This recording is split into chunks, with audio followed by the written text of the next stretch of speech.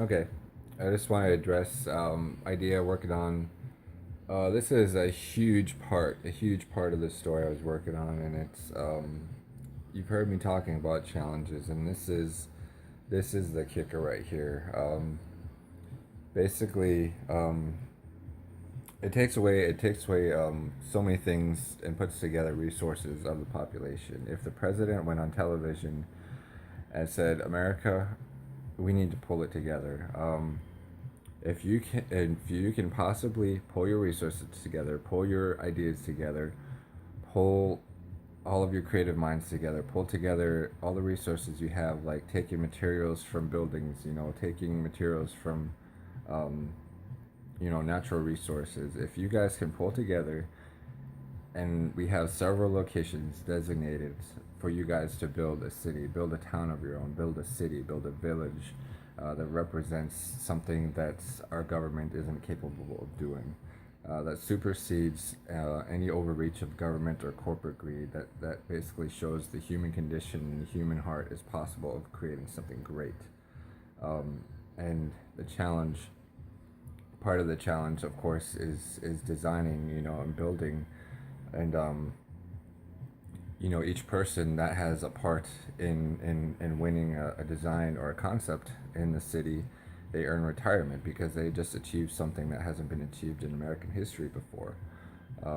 And you have transportation, you have energy, you have environmental renewable energy. You have all those things that everybody talks about that says it would work if it was invested in. But what if everybody just finally pulled it together, built it, and showed the world, showed the country that we did this collectively without the help of any corporate greed, without any corruption. We did this by law, we did this by the book, and we did it not against the government, but basically with the people. I mean, with us, and that's absolutely deserving. And also, the president just announcing, say, once you have achieved this, there will be a 3 day celebration every year for every person that represents the culture and the beauty and the art and the music, that we have something to look forward to. And every year there will be more challenges to build up more parts of the country and more infrastructure and more transportation.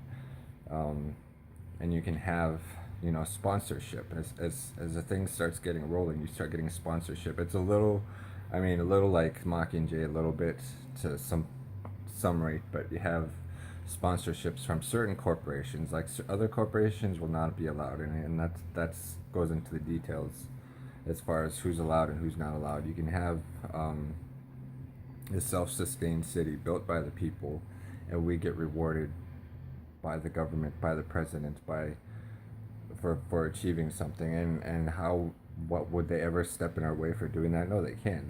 I mean, it's basically us doing what we know best and what we're capable of, and it's absolutely possible. And on top of that, for the celebration, here's another part: is the celebration in each city. Well, actually, let me go back. Let me go back before introducing this, because people are going to bitch and whine with saying, "Oh, well, we need to take care of our own town, our own city. Like, why are we going to invest in this? Because we need the infrastructure built in our own town." So basically, what we do is we lift the regulations on these buildings that are vacant. Like every block has, every city has tons and tons of buildings that are just vacant. So we lift those regulations off and have those as training centers for people like electricians, like plumbers, like drywall, construction. So those become like basically training camps to revamp that building so it can be used, so it can be utilized. And then several of them can be turned into homeless shelters instantaneously. It could be automatic shelter. Um, so then you have shelter for the homeless, which is it's a great place to start. Um, and then you have food, lifting the regulations that make it illegal. You guys realize it's illegal to feed the homeless in the country right now, and what that says probably is that somewhere, either bureaucracy. The only thing I can think of is that somebody got food poisoning at some point and sued, and a homeless person sued and caused more homeless people to starve. And if that's not the case, then I would be curious as to what the reasoning behind that actually is. Um, but anyway, so you can't have one person ruin it for the rest of the people. Basically, if you're homeless and you want food and shelter, you have to be grateful. Just sign a waiver. If you get food poisoning, the company would be partly responsible, but hospitals can pay part of that, and so can the company that gave the money. But it does not exceed billions and millions of dollars. People sue for outrageous amounts that screwed up for the system. It has to have like a cap size, like even 200 to $500 is nothing, compared to the system. Um, so then, bam, that basically gives every restaurant the chance to start donating all their food, if they want to. At the end of the night, people go around collecting food. The homeless are fed, they're taken care of. Next step would be a lot of the places like the community centers, like say empty Macy's or J.C. Penney stores like that. Those basically develop into community centers, and the public picks, what we want, what we need in a community center. We vote, we decide, we choose the venues, we choose. It could be a teen center, it could be a rec center, it could be a sports center, it could be a gaming center for teenagers. It could be you could have things more geared towards adults, like indoor paintball, laser tag, nightclubs, that solely have a purpose of benevolence, of recycling money back into the community, and it keeps going. You go up to the next step, then you go up to the next step, then you go up to the next step. So you got to start from the bottom and work your way up. So while that's going on in every city around the country, everybody else is being inspired to work on building cities elsewhere in the country, utilizing resources and having that goal of that absolute celebration of retirement, and bringing innovations to this country, showing this country and showing the world that we have what it takes, that we can step up, that we're not lazy. We're not lazy. It's absolutely proving workmanship and design and concepts and art. And then on top of that, the final celebration, each city would have basically celebrities. It would have musicians competing throughout. This would take maybe quite a few years to actually build the city, but the competition will just build momentum as it goes. So meanwhile, artists out there, the musicians, they're competing to get the vote from the people who we want at the celebration, and we pick the people who have the most truth in their voice, that speak the best message, and that will start to eliminate all the bullshit, rhetorical, hip-hop, pop bullshit. Like, we want to address stuff in this nation. We want to address coming together. We want to address the issues of racism, sexism, propaganda, sabotage, government corruption, of social issues, of bringing people together, the world, the hunger. That's what we want to hear. That's the stuff that's going to inspire us. So we start choosing those musicians that we want ultimately to be at those celebrations, for the lineup, for the concert. 3 days of music, every genre, strategically designed so that we meditate, we celebrate, and then the last day would be like a day of prayer, a day of meditation for the country, just to say that we did it. We finally did something great for this country. And part of this story, I went back to this before, but yeah, there's wicked people in the world. This is an idea, and people that want to take advantage, or they see money and profit in it. And trust me, there's money and profit in this. That's a given, because creation is unlimited. It's just, you think of the pyramid scheme, but this is actually the tree theory.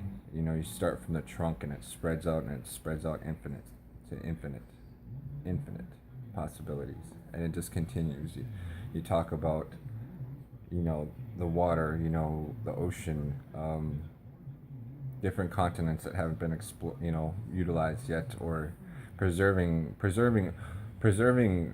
absolutely resources like trees and shrubs, and having rooftop gardens, having community gardens,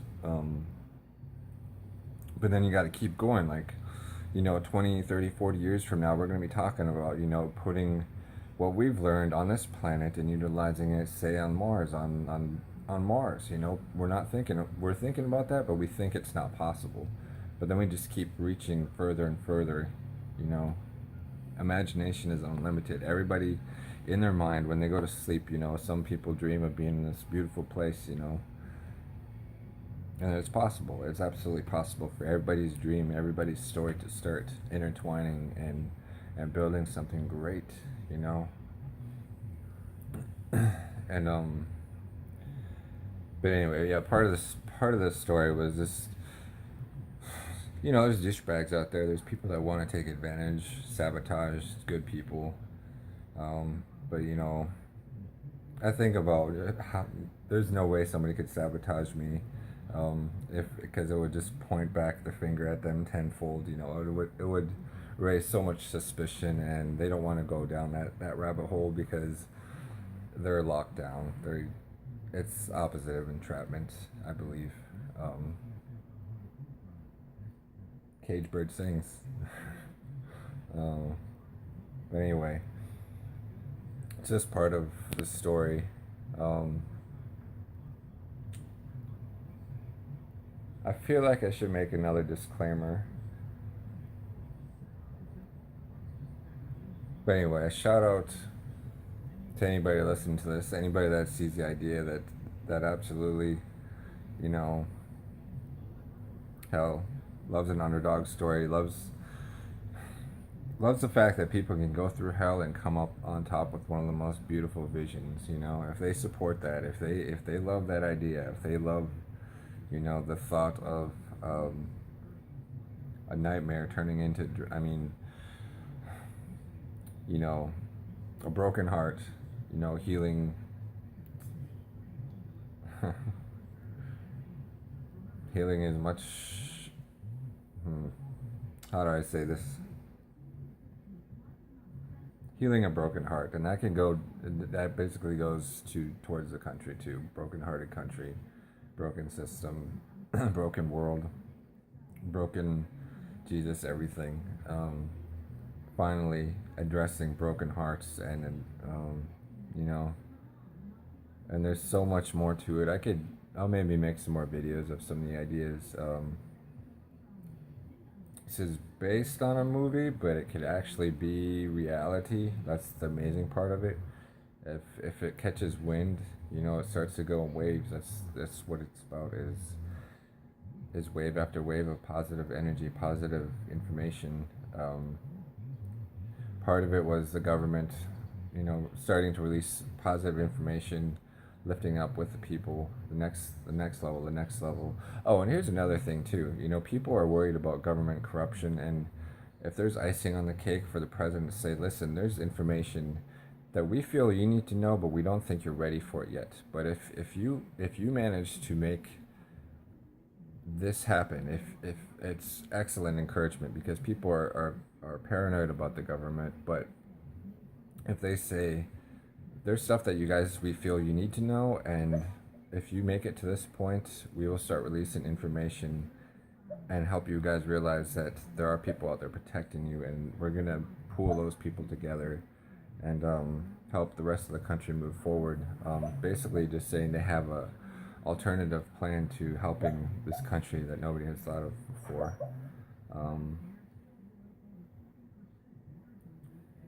Information is always there. It's always been there. Information has always been there. And it's a non-threatening matter too, because if you start from a positive and just keep moving forward with the positive and more of the positive, it just keeps building and escalating. Before you know it, you guys will be living in a dream. You'll be living in reality.